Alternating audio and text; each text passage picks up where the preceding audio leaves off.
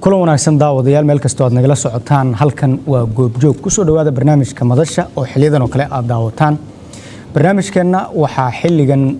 marti ku ah oo stuudiyaha nagula sugan oo barnaamijka nagala qayb galaya annagoo oo ku eegayna doorashadu sida ay suurtagal ku tahay 2021 in ay dalka ka dhacdo doorasho qof iyo cod ah waxaa nagala qayb galaya oo martideena kamid ah Nuur Bocor Jeelle oo ah gudoomiye ku-xigeenka xisbiga Garsoor Cabdiraxmaan Suleymaan Jaamac oo ah gudoomiyaha xisbiga shacabka Soomaaliyeed Cabdi Axmed Maxamed Baafo oo ah agaasimaha xarunta dhaxal reeb Ali Maxamed Maxamuud Ali Xareed oo ah la taliye sare oo guddiga doorashooyinka ka tirsan iyo Xaliime Ismaaciil Ibraahim Xaliime Yarey oo ah gudoomiyaha guddiga doorashooyinka anigu waa Aways Xaaji Nuur barnaamijka waxa soo saaray Cabdulcasiis Gurbiye waxaa stuudiyaha nagula sugan oo su'aalaha iyo aragtida la wadaagi doona martida barnaamijka dadweyne aan u aragnay in ay wax ka dhihi karaan mowduucan oo ay aad u daneynayaan mar kale ku soo dhawaada barnaamijkeena ayaanu toos u gudagaleynaa martidaan jeclahay inaan su'aasha ku bilaabo gudoomiyaha guddiga doorashooyinka Xaliime Yarey aan rabaa Xaliime Yarey xilligan la taagan yahay marka aad si dhab ah u qiimeysid shaqaalaha la haysto xaaladda amni dhaqaalaha marka intaas aad isku fiirisid suurtagal ma tahay 2020 in dalkan ay ka dhacdo doorasho qof iyo cod ah bismillaahir rahmaanir rahiim raadi goobjoog waa idinkaga mahad celinaynaa barnaamijkan quruxda badan waxaan aad u salaamayaa martida goobta goobjoogka ah waxaan kaloo aad u salaamayaa asxaabta kale ee igula jirta doodaanayto waxaan salaanta aad u fara badan oo aad u qiimo badan u soo jeedinaa guud ahaan ummadda Soomaaliyeed meel kasta ay joogaan aad iyo aad u mahadsantiin munaasabooyinkan oo kale aad loogu baahan yahay howlaha aan ku dhaqaaqayna ama wax aan qabanayna inay noqoto mid la wada fiiriyo la isla arko laga tashto siday ugu haboon tahayna markaas loogu dhaqaaqo aad u wanaagsan tahay waa wax la wada leeyahay ma aha howl uu qof kaliya leeyahay guddiga doorashada waxaa loo idmaday inay doorasho qabtaan doorashadaas oo qof iyo cod ah dastuurka sidoo qoraayana waxay tahay doorashadu inay tahay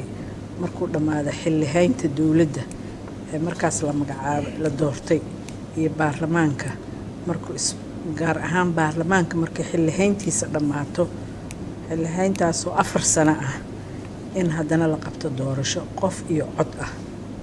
sida uu dastuurkeenu ku dhigan yahay xillihaynta baarlamaanka waxay dhamaanaysaa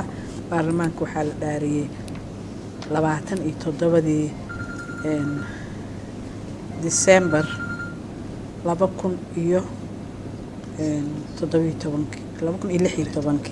2016 xillihayntiisu marka waxay dhamaanaysaa 27 November 2020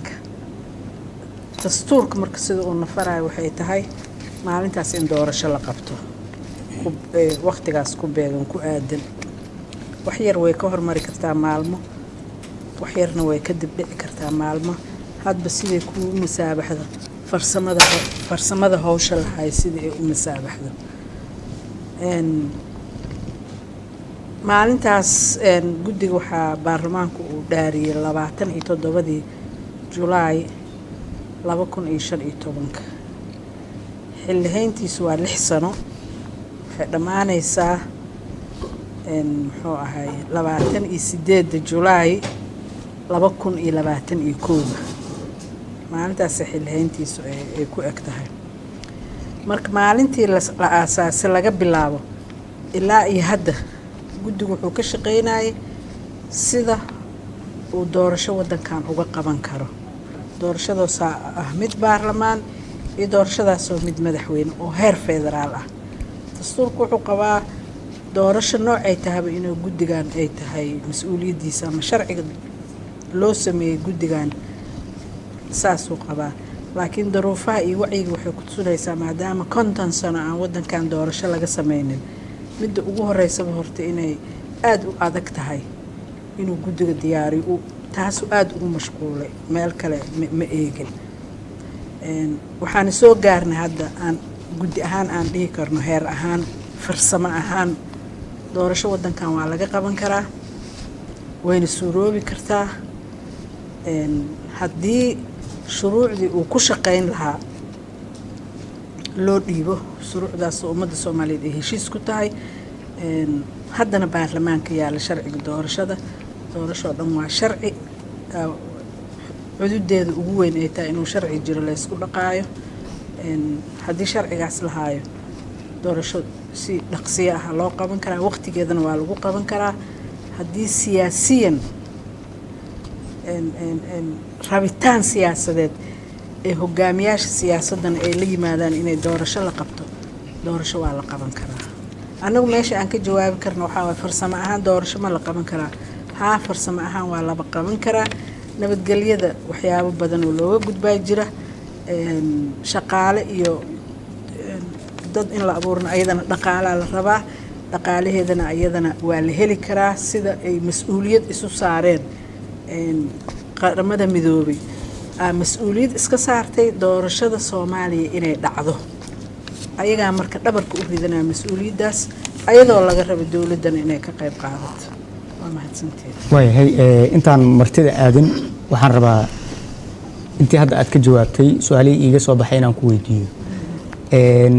waxaad tiri waa la qaban karaa haddana haddii aad raacisay dhinaca sharciga haddii sharcigaas la baasgareeyo siyaasadda haddii ay dhabka noqoto dhaqaalaha haddii la helo marka intaba waxaa noo muuqata inaan weli waxba laga qabanin sharcigii weli lama meel marinin siyaasad ahaan haddii la dhaho caawa waxaa noo diiwaan gashan 57 xisbi waa ku meel gaar oo weli rasmi ma ahan marka xisbi aan rasmi ahaynna way adag tahay in doorasho qof iyo cod uu ka qayb galo dhaqaalaha 50 milyan ayaad sheegteen in ay ku bixi karto dowladdana waxay ku tala gashay 3 milyan marka waa farqi aad u weyn see waxa suurtagal ku noqon karaa horta hore meesha ka keensatay ma aqaana adaa proof gareynay dowladda inay 3 milyan ugu tala gashay oo isan wax kale ugu tala gelin adaa cadeynteeda na siinay anagu ma hayna cadeyntaas sayto 3 milyan waxay ahayd budgetkii sanadkan aan ku shaqeynay 2019 ay ahayd oo aha u badnaa mushaharo iyo howlo qabasho iyo ku celinta doorashooyinka xilalkii banaanaaday boosaskii banaanaaday marka anagu welina ma soo gaarin dowladda oo dhahaysa 3 milyan laakiin adaan ka raba aday kugu noqonayso su'aashaas inaa ii sheegtid meesha ay 3 milyan ka timid midda dhaqaalahana waa kaaga jawaabay dhaqaalaha qaramada midoobay ayagaa ballanqa wadamo badan oo dhowr ah oo dagaal ka dhaceen oo kala tageen si dadkii la isugu keenana in doorasho la qabtay ay noqotay ayagaa dhabarka u ritay doorashadooda ayagaa laga rabaa oo keenay inta badan diyaar waa laakiin adiga hadda ma haysan inta badan diyaar weelina 4 sano aan ku soo shaqeynayna dhaqaale inta aan hadda rabna ka badan ku soo shaqeynayna oo wax soo qabanayna ayagaana bixinaya dhaqaalahaas lagu shaqeynay haddana ayagaa laga rabaa in la bixiyo sharciga adba waa la socotaa meeshuu yaal iyo meeshuu ku dambeeyo haddii sharcigaas lagu soo heshiiyo oo halkaasna loo saaro doorashada waa qaban karnaa technically farsamo ahaan waa qaban karnaa laakiin waxay ku xiran tahay dowlad goboleedyadii baarlamaankii ummadii Soomaaliya inta dan kale sharcigaas oo stakeholderka inay ay ku soo heshiiyaan sharcigaas guddiga loo saaray oo farsamo oo ad hoc la yiraahdo guddigu way ka soo shaqeynayaan ayagaana laga rabaa si u turxaan bixin lahaayeen haddii uu sharcigaas shaqeynayo iyo hadduu meel ka qaldan yahay meesha sidii looga bedeli lahaa haddii wax ka dhiman yihiin wixii lagu dari lahaa haddii oo muxuu ahaa uu zaa'id yahay waxyaabo badan oo ku jiraanna ay uga saari lahaayeen annaka guddi ahaan waa nala fariisteen guddigaas waxyaabo badan oo ku jirana qoraal ahaan aan ugu dhiibnay oo ah in laga bedelo ama in lagu daro ay tahay waa la fariisanay waana tusinay dowlad goboleedyadiina hadda waxayba waaba dowlad goboleedyada gobolladii laga codeynayo iyo goobihii laga codeynayo ayba mas-uul ka yihiin ayagana waxaa laga rabaa rabitaankooda inay la yimaadaan intay doorashadaas dhacdo maamulada dowlad goboleed ayagaa gobolkii madax ka ah ayagaa jooga dowlad goboleedyadii ayagaa laga rabaa marka rabitaankii sharci la-aan haddaan sharciga waktiga aan ku talagalnay hadduusan soo bixin ilaa hadda wakti waa haysanaa rabitaan siyaasadeeda ummadii Soomaaliyeed iyo hogaamiyaashoodina ay ka midaysan yihiin hadduusan soo bixin hadda doorasho dhanba waxaa waaye sharci shaqo la qabto siyaasad lagu qabto iyo sharci lagu qabto iyo meel lagu qabto intii in la isla helo waa intaas hadaa haysatidna doorasho waa la qaban karaa aniga marka ra'yi ahaan ani waxaa aaminsanahay ummadda Soomaaliyeed hadday isu timaado inay heshiinayso ee tashanayso waxna qabsan karto waa mahadsantahay waa kugu soo laaban doonaa Suleymaan xisbiga gudoomiyaha xisbiga shacabka Soomaaliyeed isla su'aashii hore haddii aan ku weydiiyo sidee u aragtaan adinka ama shakhsiyan adiga sidee u aragtaa in doorasho ay dhici karto qof iyo cod iyo inaysan dhici karin bismillaahi raxmaani raxiim wa salaamaya marti sharafka ka soo qayb galay dooda maanta aan wada joogno xarunta goobjoog waxaan kaloo u mahadcelinayaa ama salaam diran jeedinayaa martida golaha qayb galaysa dooda ay ugu horeyso gudoomiyaha guddiga doorashooyinka xalimo iyo la taliyaasha iyo asxaabta gudoomiyaha sida xisbiga garsoor kale sidoo kale waa ku salaamayaa naways inta markaan ka gudbo aragti ahaan iyo ka xisbi ahaanba waan aaminsanahay dalkeen doorasho ay ka dhacayso 2020 ay ka dhici karto qof iyo cod ah inay ka dhici karto waan aaminsanahay waxaad dareysantihiin ama wada ogsoontihiin shaqada ay guddiga doorashooyinka ay hayaan in lagu bilaabay in xisbiyo kumeel gaar la diiwaan geliyo xisbiyaduna laba waxay maraan system bay maraan mid koowaad oo kumeel gaar iyo mid labaad oo ah rasmi marka midii koowaad ee kumeel gaarka waa ka gudubnay oo 57 xisbi hadda si kumeel gaar ah loo diiwaan geliyay macnaha loo diiwaan geliyay waxay ahayd in xisbiyadaasi ay xisbi rasmi ah ku noqdaan in ay kadib markay rasmi noqdaan in doorasho ay ka qayb galaan xisbiyadaasi marka anagu waxaan ku jirnay xafiis furitaan iyo hawl sidii xisbiga loo ballaarin lahaa sidii aan dadka ugu dhaadhicin xisbiyada marka laakiin su'aasha ah doorasho ma dhici karto ma la qaban kara anagu waxaan aaminsanahay in doorasho ay dhici karto laakiin doodahan oo kale waxa fiicnaan lahayd inaad qof dawladda ka tirsan oo ka socdo oo kale in doodda ay ka qayb galaan maxaa yeelay iyaga xukunka haya iyagana shaqada inta badan la rabaa inay qabtaan marka su'aalahaas kaliya nagala jawaabi la in doorasho dhici karto guddiga doorashada yaa jooga adigana xisbiyaatiin oo tartamaysaan dawladana laftirkeedii ragga hadda ku jira marka dambe way tartamayaan xisbiya noqon xaqiiqda jirta waxay tahay guddiga doorashooyinka iyo xisbiyadu shaqadu meel fiican u maraysaa laakiin caqabadaha jira waxaa ka mid ah Suleymaan waxaan rabnaa inaad noo sababaysid oo aad tiraahdid waxaas oo caqabada ahaa ama loo baahnaa ayaa boqolkiiba intaas laga gudbay waxaa noo muuqata in doorashadu dhici karto oo inta yar ee harsana waqti intaas la eega lagu fulin karaa mise niyad waayo waxaad waad maasantahay aways anu waxaan aaminsanahay habka hadda wax u socdaan siyaasadda oo ka wada warhayna dalku meesha wax marayaan waxa meesha ka maqan nidaam la yiraahdo tanaasul iyo nabadayn waa siyaasadda Soomaaliya ka maqan maxaa yeelay xisbiyadu waxay doorasho ku gali karaan waa goboladii iyo degmooyinkii waa meesha doorashooyinka dhacayaan maamuladiina waxaan wada ogsoonahay maamul goboleedyada ka jira iyo dawladda waxay wada shaqayn rasmi ah kama dhaxay khilaafiya jira khilaafyada jirana sababaha dhaliyay iyo waxa dhaliyay waa wada dareemi karaa waa wada ognahay waxa meesha ka maqan in ummadii iyo shacabka loo wada daneeyo oo danta masiiriga guud inaan ka wada fikirno marka waxa loo baahan yahay shacabka laftigoodu waxa dhacaya waa ujeedaan in iyagu intay toosaan oo kacaan aragtidooda ay ka dhiibtaan marka laakiin doorasho la qabanayo doorasho sideedaba waxa loo qabtaa waa shacabka waay shacabka codka bixiya horta shacabku inay tusaan inay doorasho rabaan qof iyo cod inay dalka ka dhacaan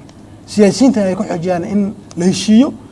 siyaasadda wadanka la cadeeyo halka dalka loo wado in la cadeeyo in dalka 2021 raali laga wada yahay in doorasho qof iyo cod ay dhacdo marka farsamo ahaan anaga waxa mas'uuliyadda noo haya waxa waa sida dawladda fulintii oo kale iyo maamul goboleedyada oo kale inay heshiiyaan oo isku raacaan in xisbiyada la taabageliyo doorasho qof iyo codana raali laga wada noqdo dalka ka ma santa Suleymaan Nuur Bocor Jelle see kula tahay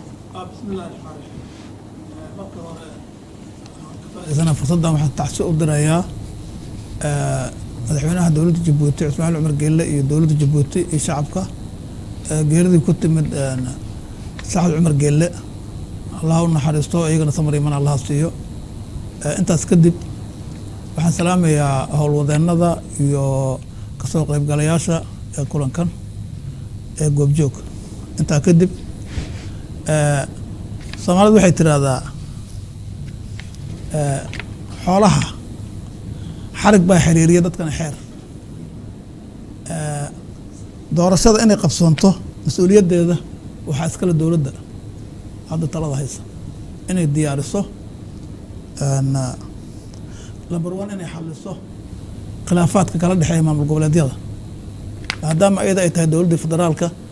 iyadaa laga rabaa in su-aasha aan ku weydiiyey waxa la raba in la qabta maaha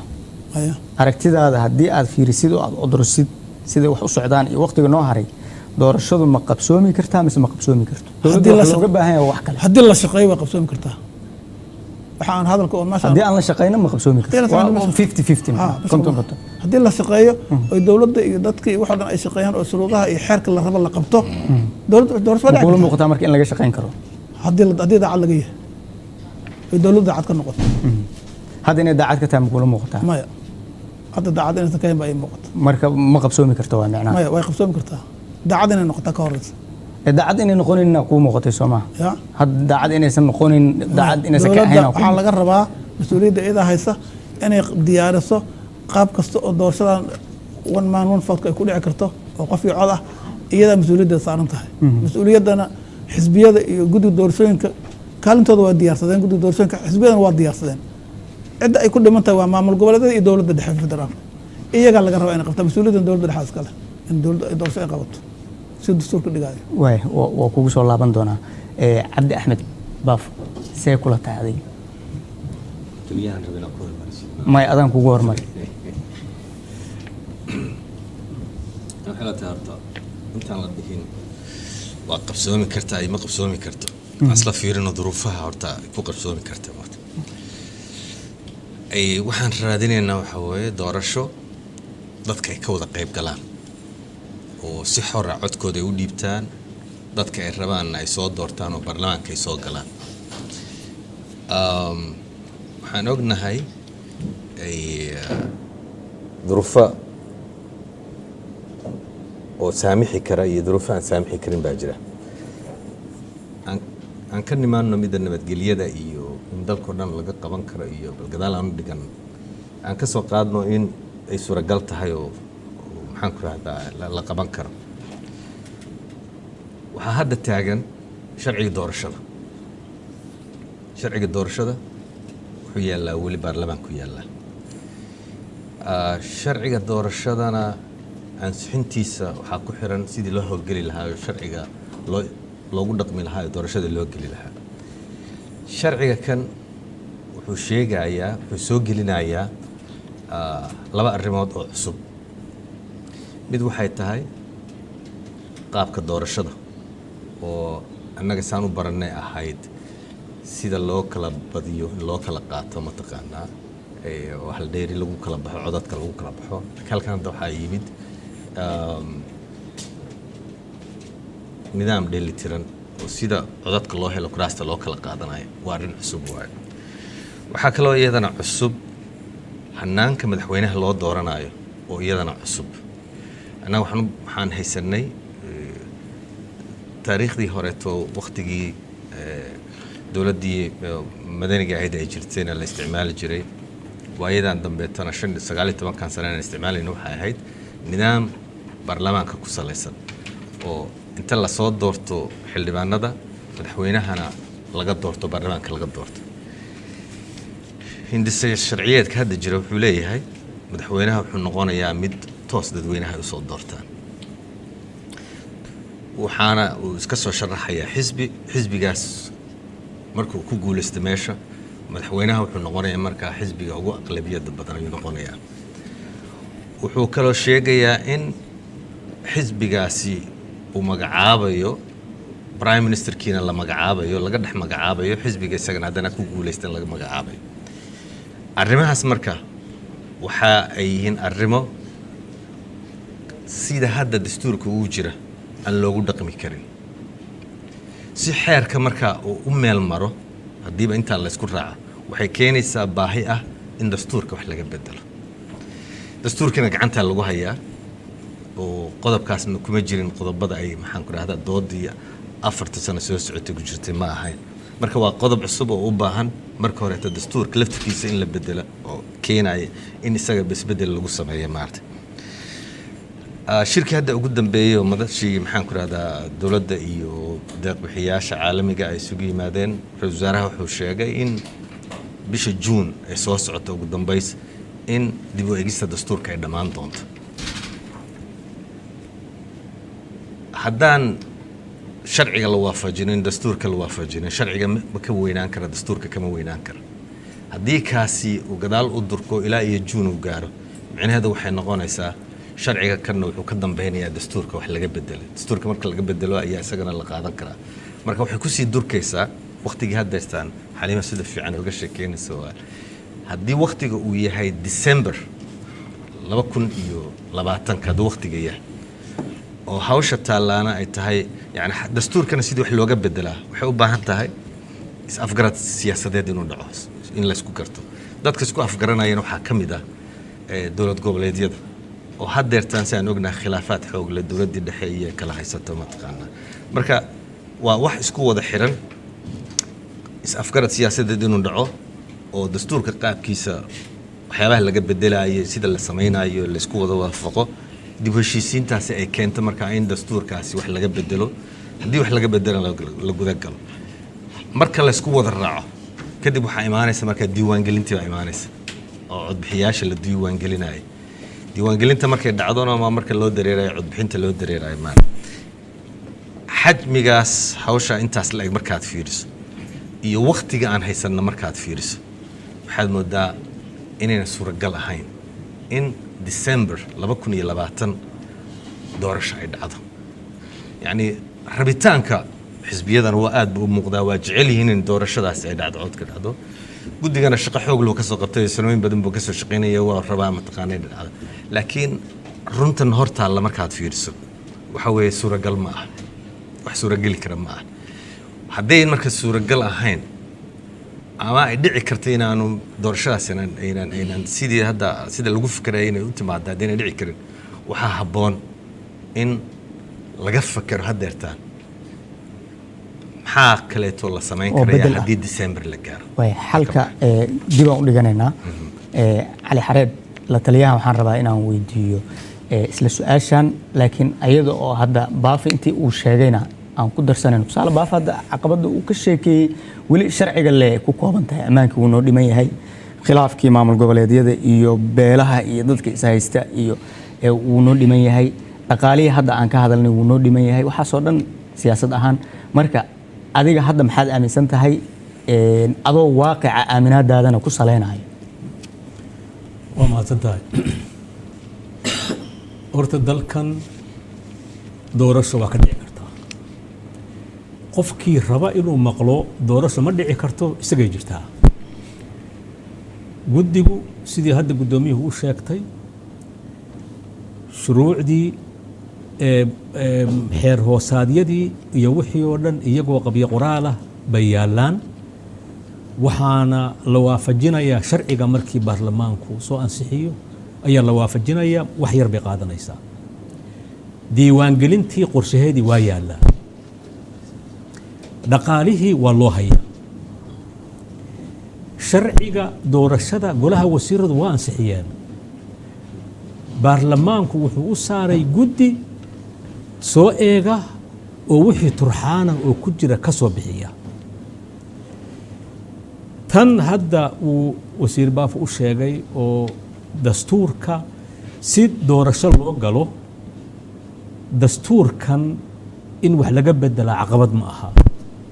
waxaa lagu shaqaynayaa dastuurka ku meel gaarka oo hadda jira waa lagu shaqaynayaa.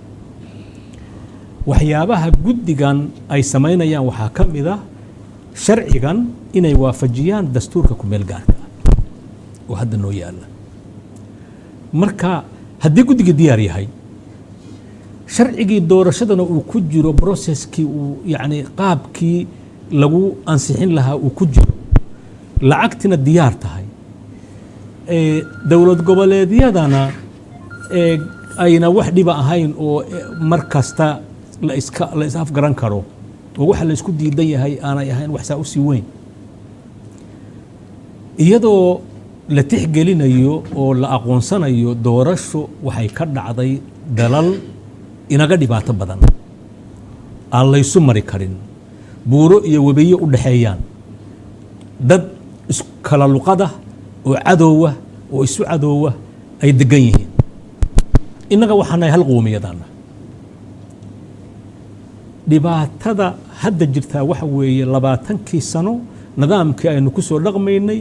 oo ahayd 4.5 oo aan dastuurkaba waafaqsanayn inaan ka guurno oo u guurno doorasho ay suurtagal tahay 80% inay dhacdo waxaa jira su'aalaha la qabi karaa oran karaa haddaan nabadgelyadu saxnayn sidee doorasho loo qabanaya waxaa jira nidaam doorasho oo la isticmaali karo oo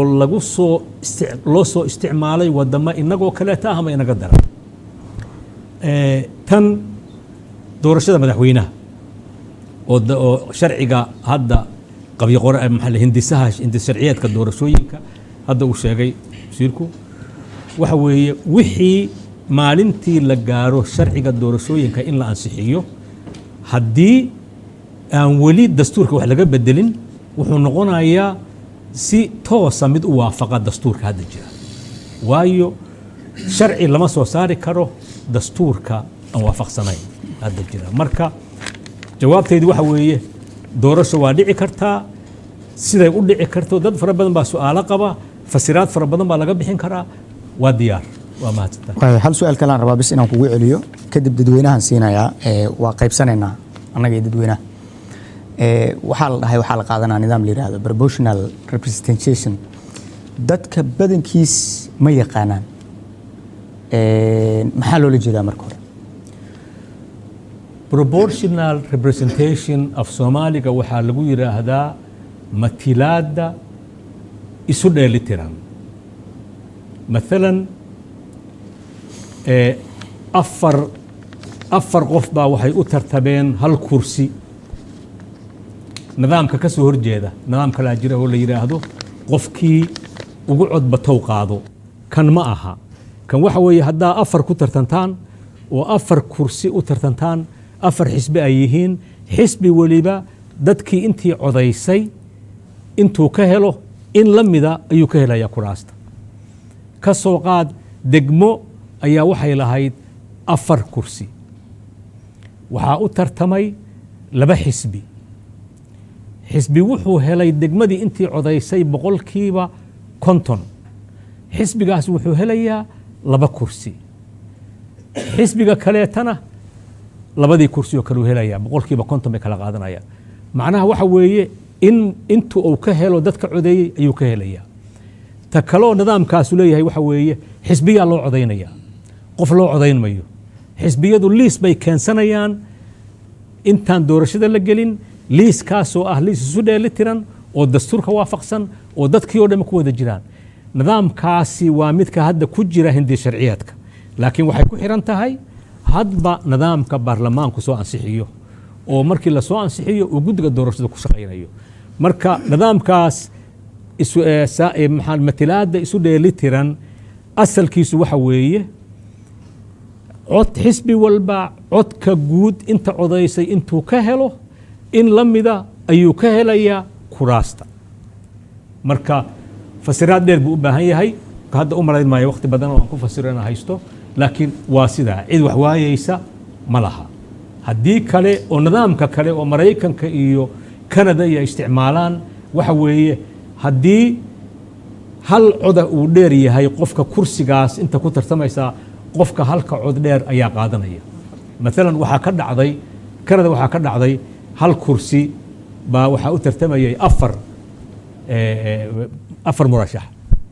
hal murashax waxay heshay 32% kursigii qofkaasaa ku guuleystay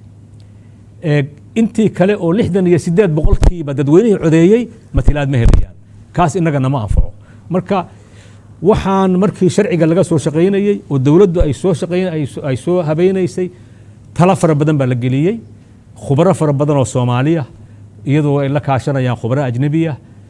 dawladahana taageera wuxuu dhan waa la tashaday waxa iyadoo lagu salaynayo waayo aragnimadii laga helay dawladihii naga midka ahaa say uga baxeen marka inaga hal mara waa inaan ka baxnaa isku wareegan iyo qabyaaladan iyo waxa kan inaan ka baxno weeye oo sidaa u baxno. doorashada koowaad saasay noqonaysaa. doorashada labaad waxaa laga yaabaa system kale oo kaa ka duwan in la qaato. ugu dambayntii waxaan idiin sheegaya nidaamkanu wuxuu ku xiran yahay kuraas badan oo meel la dhigo. maalan degma lagu salayn karaa, gobol baa lagu salayn karaa, dowlad goboleed baa lagu salayn karaa, qaranka oo dhan baa lagu salayn karaa. haddii sida hadda sharciga ku qoran ee hindisharciyeedka ku qoran la raaco 275 waxay yaalaan dalka oo dhan. xisbi kastaana wuxuu soo qoranayaa 275 ilaa 550 murashax buu soo qoranayaa intaan doorashada la gaarin. maalintii doorashada la gaaro oo uu codka soo helo, liiskii uu soo qortay ayaa murashaxiintu ka soo baxayaan. liiskaasna waxaa laga soo bilaabayaa 1 ilaa inta uu xubnood helay. marka waa nidaam adag, dadkana way adag tahay say u fahmaan, laakiin waa nidaamka ugu fiican, ugu cadaalad badan, inaguna aynu kaga bixi karo systemkaas iyada aynu kaga bixi karo. aad u mahadsantay. xalimiire maxaa ku darayso? waxaan ku dari lahaa keliya horta horeeto doorasho inay dhacdo wadankan dastuuriyay ka tahay. marka inaan ma dhici kartaa iyo waa dhici kartaa inaan ku mashquulno, waxaa ka roon inaan ku mashquulno broseska ku dhici lahayd ma qabsanaa si doorashada dastuuriga ah loo qabto. laakiin qof kasta oo Soomaaliya wuxuu leeyahay doorasho ma dhici karto. doorasho maaha wax laga hadlayo, laga doodayo ama laga shakinayo. su'aal iska weydi waa qof iyo cod doorashada. anaga doorashada aan u idmanaa waa qof iyo cod. okay. dastuurka waxa ku dhiganna waa qof iyo cod. doorasho xor ah oo xalaal ah oo qof doorashada hadii la yiraahdo waa qof iyo cod. waxa kale oo la qabto doorasho ma aha. waa matalaad, waa muxuu ahaa dirsasho. doorasho ma aha. doorasho hadaa dhahday doorasho waa qof iyo cod. ku noqo muxuu ahay qoraalada adduunka laga qoray doorasho waa qof iyo cod. waa la kala dooranaa labadan qof, intaanaana kala dooranaysa. Soomaaliya wixii ka dambeeyay dagaaladii wax ka dhacay doorasho ma aha. waa dirsasho, matalaad, xulasho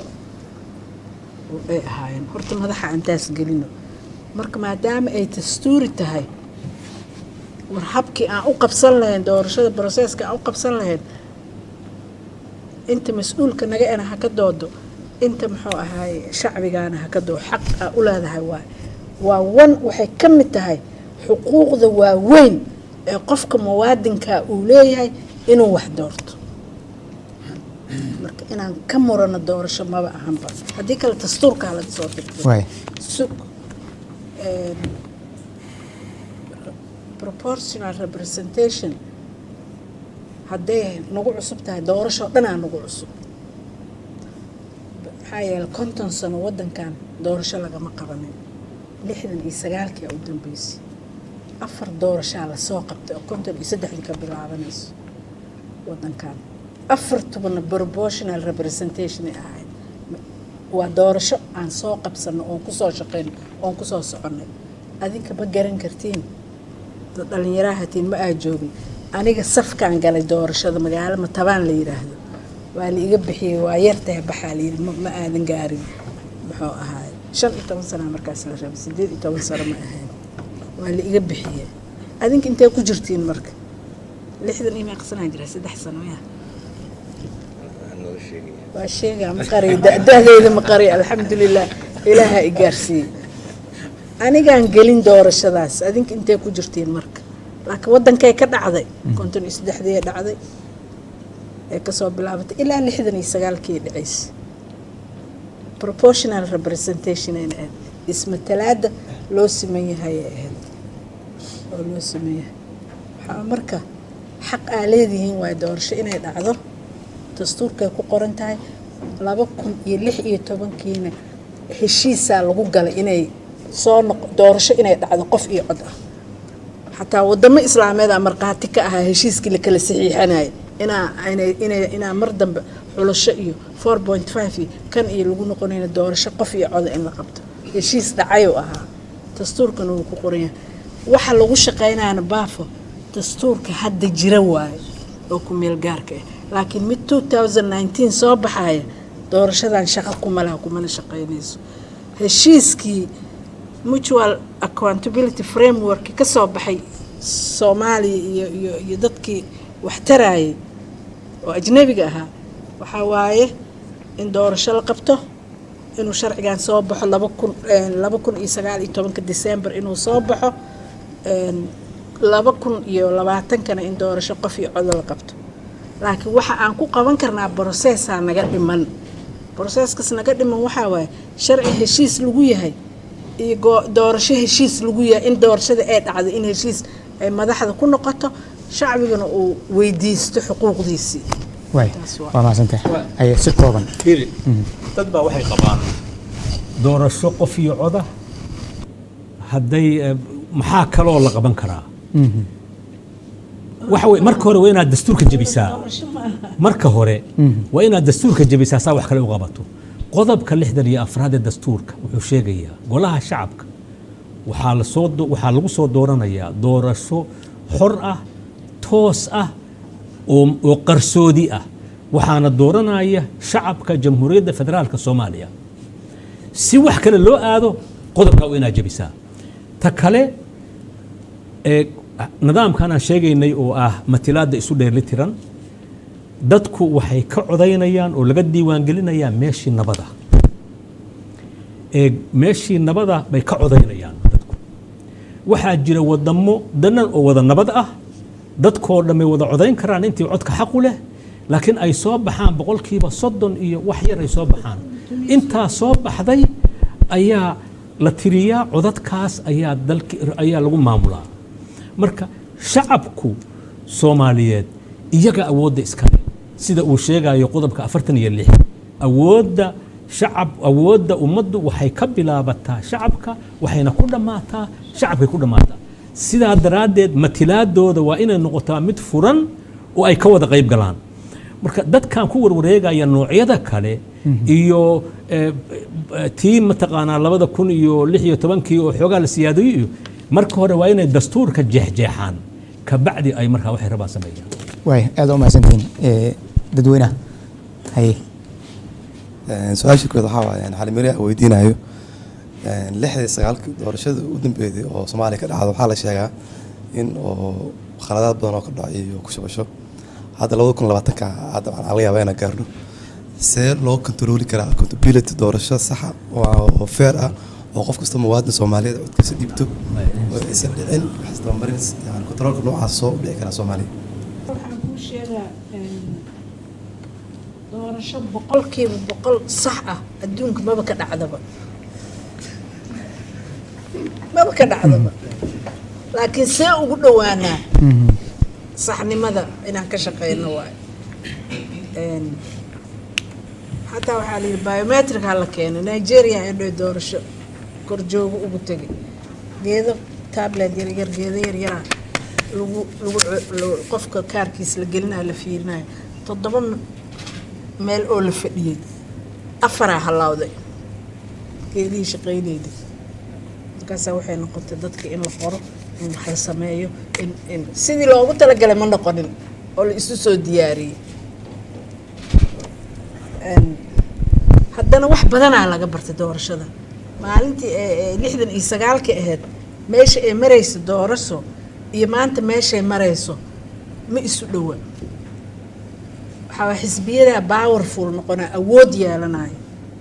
xisbiyada awoodda ay yeelanayaan iyo feejignaanta ay yeelan doonaan ay ku xirnaanaysaa si ay u ilaalsadaan waxooda oo ligliga ay ugu dhigaan markaan tagayna meelaha doorashooyinka dhacaysa goobaha xisbiyada wakiilada ay soo dirtadeen saas u taagan yihiin qalinka iyo xaanshida haystaan sanduuqa markii la furayo lambaraa ku dhigan lambarkii la qoranaa markii la tirinayo waa la fiirinaa xisbi hebel halkaas la dhigaa waa la qoranaa wax la isku raacay oo muxuu ahaay wakiilada xisbiga iyo goobta guddiga doorashada ka shaqeynaya iyo kormeerayaashii iyo muxuu korjoogtadii oo taagan sanduuqa lagu wada ridaa midda kale wanaaga waxa way sanduuqa ayadoon la sheegin waxa ku jira la iskama soo qaadayo goobtaas la leeyahay intaas xisbigaas intaasoo hele intaasoo markaasaa loo gudbinayaa degmadii xafiiskii ahaa markaasaa gobolkii loo gudbinaya markaasaa xaruntii loo soo gudbinaya sanduuq adoon haysaninaa haysataa daatadii ku jirtay iyo nambarku ku xirnaa iyo siduu ahaa aa la haystaa marka waxaa waaye 69kii meeshay joogto ma joogto doorashada hadduu xisbiga weeg noqdo laakiin dadka meeshaas tuuladaas joogana ay waxay rabaan sameeyaan waxay mas-uuliyaddaas waxay aadaysaa xisbiga waa inuu muhim oo xoog yeeshaa ugu xiisa ilaalsadaa laakiin waxaasoo dhan waxaa isku caana fuuqsaday goobtii laga codaynayay madaxdii xukuntay iyo madaxdii gobolka kale xukuntay iyo tii kale kii xukuntay iyo tii qaranka xukuntay raalli ma ka wada yihiin waxaan dhacay shacbigiina diyaar ma u yihiin inay waxaan fiirsadaan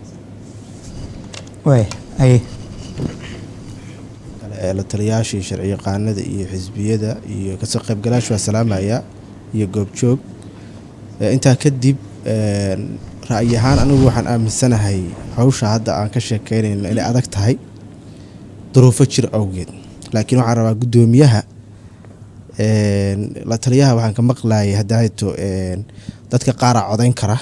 oo kulli looma wada baahan qof iyo cod markii la dhahaana waa qof kastoo qaangaara oo Soomaali ah inuu codeeyo aniga qoyskeena 22 qof aan ka mid nahay magaalo 22 qof oo qoyskoodu ka kooban yahay aniga ma ahana inta badan magaalooyin aan nabada hayeen joogaan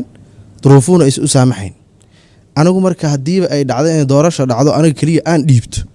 iyo inaba doonkay uu xildhibaan soo xulo farqi u dhaxeeya muxuu yahay ayaguna aysan xuquuqdooda cod bixin aysan dhiiban su'aasheeda labaad waxay tahay muwaadinka Soomaaliga ah gaarisa ka soo jeeda ee afka Soomaaliga ku hadla xadka haduu ka soo tilaabay cod dhiiban tago ama ninka jigjiga jooga iyo qabri daare iyo uu matamaan iyo gurceel iyo dhuusamareeb intuu u soo tilaabay cabud waa codkiisa inuu dhiibso damco asaga iyo aniga maxaan lagu kala saarayaa taasna waa mideeda labaad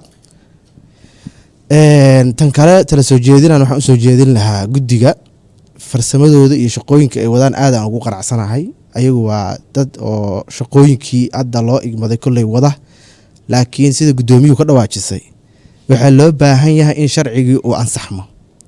shacabka Soomaaliyeed markay doorasho qof iyo cod maqlaan Xaliimo Yare iyo guddiga ku soo dhacay xisbiyadii iyo madaxdii siyaasiyiintii waxay ku hayaan maalin dawladdu kuma darsan karto dawladdii waxay leedahay shaqadii waa la wadaa guddoomiyuhu waxay ka dhawaajisay marka haddii sharciga lagu heshiiyo oo la ansixiyo si degdega inay shaqadii u galayaan goormay ka quusanayaan sharcigan maalin male wax walba mudday leedahay muddo heblo shacabow haddii shaqadaasi ay qabsoomi weyso heshiis loo dhan yahay la heli waayo waa ka tanasulaynaa goormay guddigu leeyihiin su-aashaasna way guuxisay aad u mahadsan tahay bismillaahi raxmaani raxiim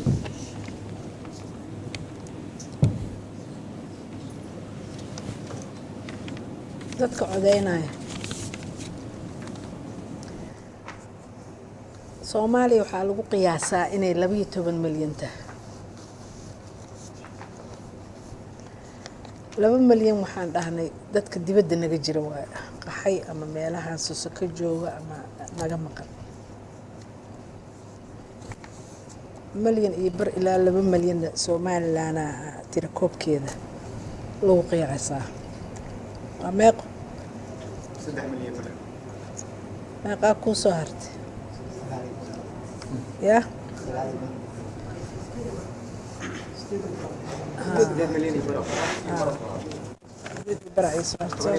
saddex bara laga jaray tooni afar wali ma maqlid waa iska noqonay barkay adoo 27 sano jira 27 cunug qabo soo waa iska noqonay problem ma laha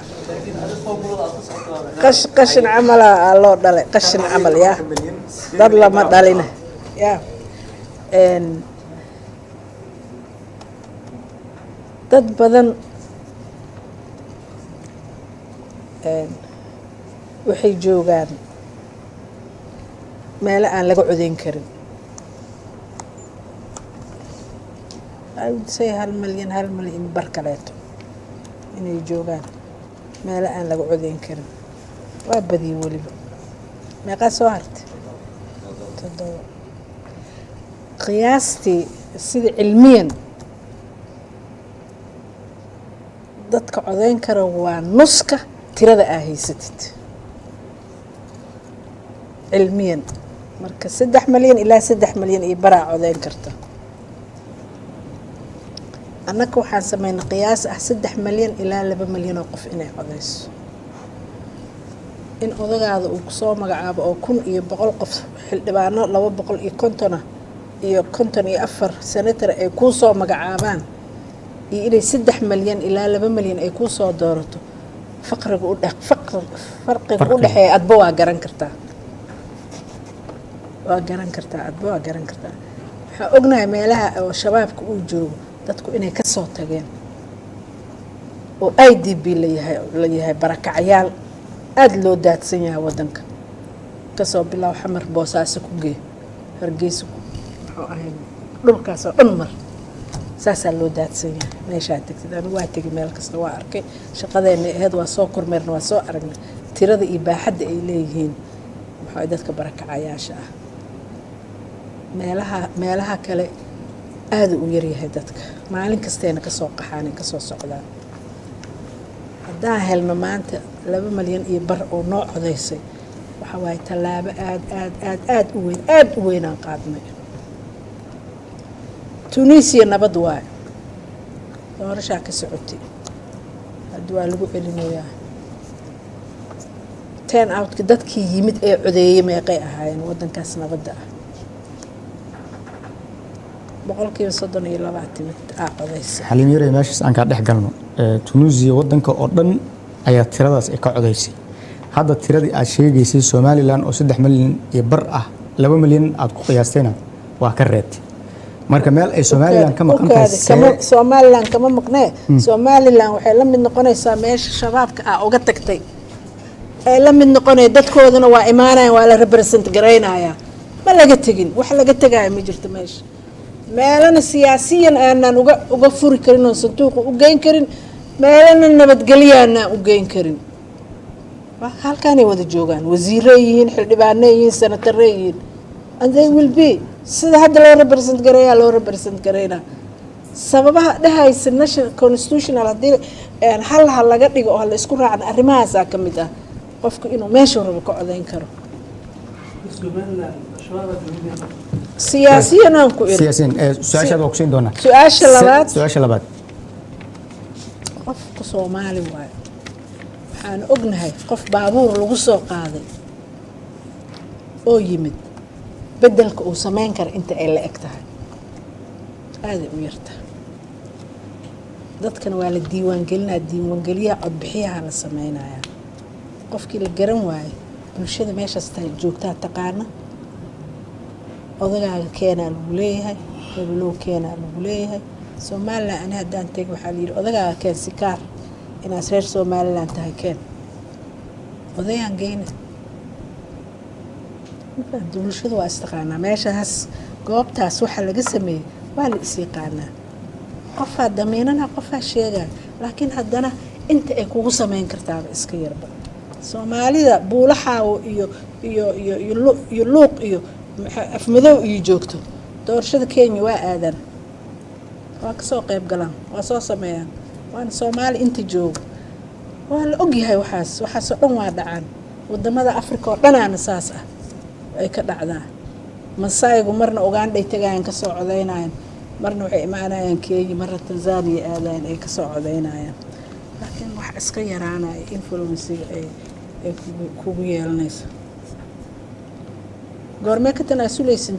doorashada anaga kama tanaasuleyno mandatekeena loo idmaday ilaa 2001 waa maalintaas waa ku dhahaa waa ii dhamaatay doorasho ma tanaasul ma goorma ka quusanaysin markaan ka quusanayo inaan doorasho qabto markaas waa markuu waqtigeyga dhamaado laakiin intuu waqtigeyga jiro oo noolahay fartaan inaa wadan doorashaan xaq u leenahay hal qabto doorashaan leenahay laakiin waa sheegaynaa maraan sheegaynaa jirta waana dhowdahay mana dheera inaan doorasho waqtigeeda aysan ku dhici karin way aad u mahadsan tahay haye xaliimiirey maamo adigii dhammaan xisbiga waa mahadsantihiin su-aasheeda waxa weeye 130 ayaa haweenku loogu talagalay marka la joogo baarlamaanka hadda 124 ay heleen yaa damaanad qaadi karo in 130 ay helayaan doorashada soo socota sidoo kale maxaase gudi ahaan idinkaga qorshaysan doorashada soo socota marka laga hadlo dhanka haweenka waa maasantay marka la fiiriyo duruufaha waddanka ka jira waxa waa ma ogtahay waxaa loo baahan yahay in aan waaqici noqono Soomaa waddanka duruufaha ka jiro ammaan dhaqaale siyaasadeed dastuurka lama dhameystirin cod bixiyaashii lama yaqaano sida muwaadinkan igu horeeyay uu sheegay muwaadiniinta lama kala yaqaano mid Djibouti uu joogaa mid Soomaali galbeed Ethiopia waaye mid NFD uu joogaa waxna lama kala yaqaano sidaas daraaddeed laakiin gudoomiyaha waxay rabtaa xoogaa yar inay indhasar caadiso ee rabtaa oo ay xisaabaad aan soconin suuqaan dhufato marka waxaan rabaa waxaasoo duruufaha taagan iyo iyada oo dabcan rabta inay gudoomiyaha guddiga doorashooyinka sii ahaato oo aysan quusanin ilaa ay meesha ugu dambaysa ay la gaarto ayaa waxa ay keenaysaa in markaas dadka Soomaaliya la madadaaliyo moogtahay marka waxaan rabaa in gudoomiyaha ay wax noo cadeyn karto oo ay runta noo sheegi karto si markaas anagoo shacab ah aan u taageerno ayada oo aan u garab istaagno laakiin markii meesha ugu dambaysa la gaaro tusaale ahaan 2021 ayaa la gaaray gambaleelka ayaa yeeray wax la gaaro ma leh markaas waxaa imaanayso in xildhibaanka ay soo doortaan 10 qofood oo lagu sasabo duruufaha timaadii maxaa la yeelayaa hala sameeyo la yiraahdo moogta lagu qanciyo waxaan sameyn karna ma jirto laakiin gudoomiyaha guddiga doorashooyinka hadday quusato oo almost hal sana dhiman culeys imaan kara dadaal la sameyn kara dawladda naftirkeeda oo iyadoo ay ka gaabsanayso eeda fara badan oo ay leedahay oo waxyaabahan naftirkeeda gadaal ka saaran oo iyadana maadaama dawladdii ay la shaqeynayso oo eedaha ay leeyihiin ay ka gaabsanayso oo inta badan ay dul saaran tahay axsaabta siyaasadda bis oo kaliya ayaa macnaha waxa dhici kari lahayd in anaga xataa aan caawi kari lahayn oo shacab ahaan ama aan mudaharaadno ama siyaabo kale dareenkan aan ku muujino marka waxyaabahaas oo dhan si loo gaaro 2021 inay dhacdo doorasho xor ah gudoomiyaha maxay nagu qanci kartaa in arinta noocaasiya inaanan quusanin ay ku fiican tahay moogta marka qaarkood quusan naftirkeeda waa waaqici ya marka waxaan rabaa waxa ugu dambeeyo nagu qanci karto inaan ogaano tusaale waxaan ognahay 2016 markii la joogay waxay ahayd doorasho inay dhacdo dabcan dastuurka la jabiyay tii koorsa dastuurka la jabiyay marka dastuurka markasta la soo jabinayo oo lagu soo ciyaarayo hadda naftirkeeda waxyaabo fara badan oo dastuurka lagu hareermaray ayaa jirto marka dastuurka ayaan lagu madadaalinayna waaqici aan noqono waxa dhici kara marka 2021 hanoo sheegto gudoomiyaha oo suurtagal ah oo anagana aan fahmi karno walaashay inaan weydiiyo sida uu idaacadaha wax aan ka maqalnay afkeeda igama dhiheen xafiiska guddiga doorashooyinka ee gobolada ayaa laga furay magaalada Muqdisho ayaan idaacadaha wax ka maqalnay meelihii hadda amaan darri wax loo tagay wayna meel aan aheeno doorasho ka dhacdoon la tagayna waa jirtaa meelo yare dawladda iyo guddigeeda iyo nooma imaan karaan leeri oo aan la tagayna waa jirtaa mana ku qancayno amaan ahaana ugu baqnay siyaasadda ugu baqnayno ugu ma qancayno oo waa gobolada Soomaaliya kamid ah oo waliba baad la tagi karo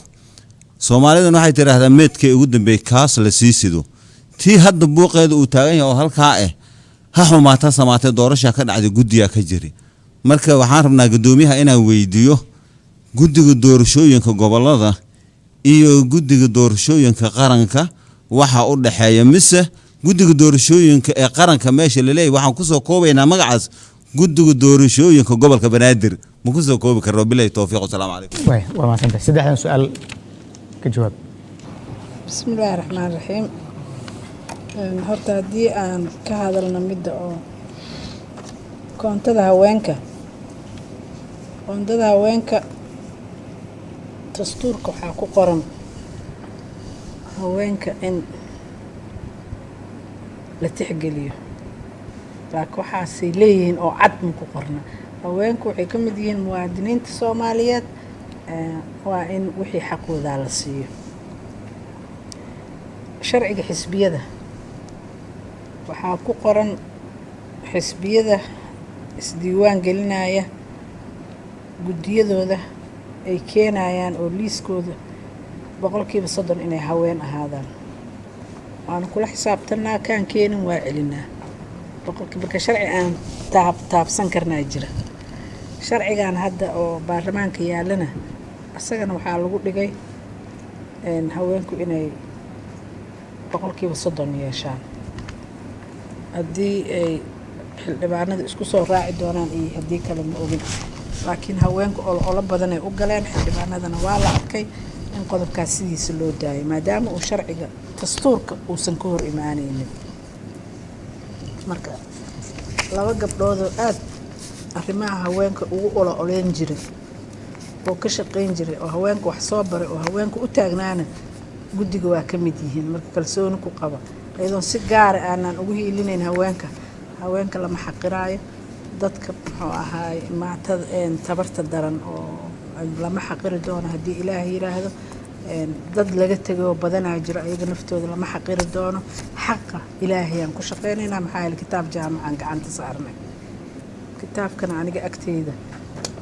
dheel ma aha dadka iska dhaartay haddana waxay rabaan samaynayaan ma noqon kara mana ihi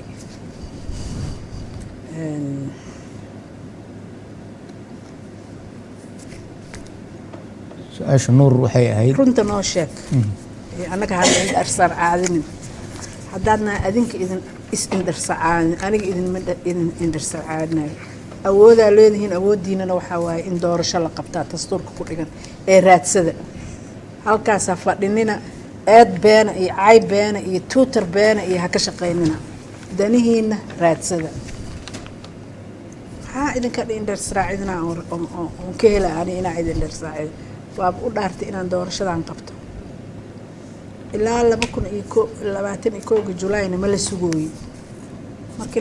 markii aan arko waqtigeeda inay dhaafanayso oo la qaban karin waa cadeynaa sida ummadda u hor imaan jirna u hor imaanayna oo leena kaas iyo kaas maqan waxaan dasarcaada ma wadno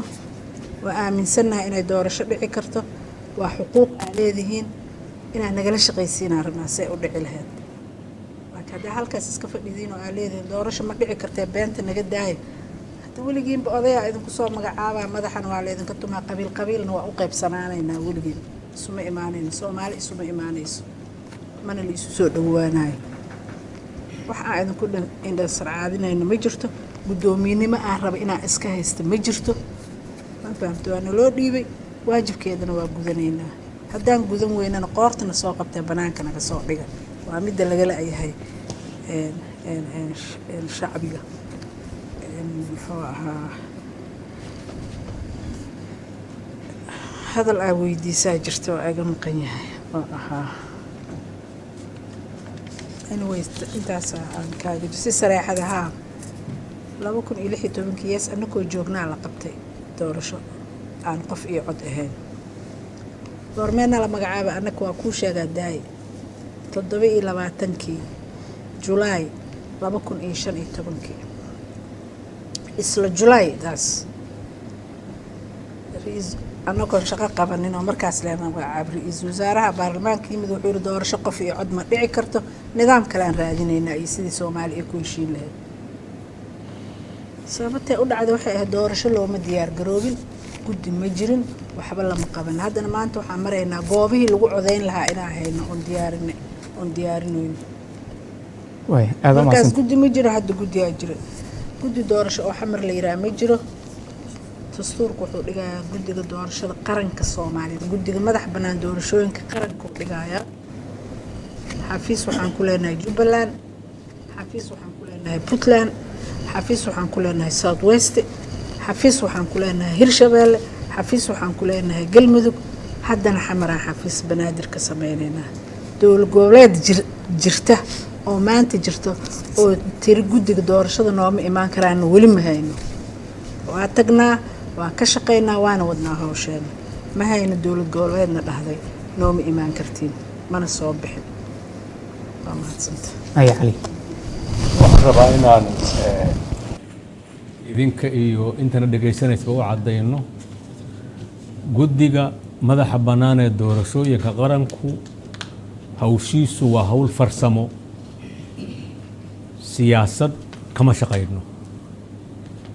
waa madax bannaan yahay cidna amar kama qaato xisbiyuusan amar ka qaadan madaxweyne iyo prime minister iyo cid kaleesan amar ka qaadan sharci aanu ku shaqayno ayaa jira sharcigaasaan raacna waxaa ka shaqeeya dad la soo xulay oo aqoon iyo hufnaan iyo cadaalad jacayl lagu soo xulay.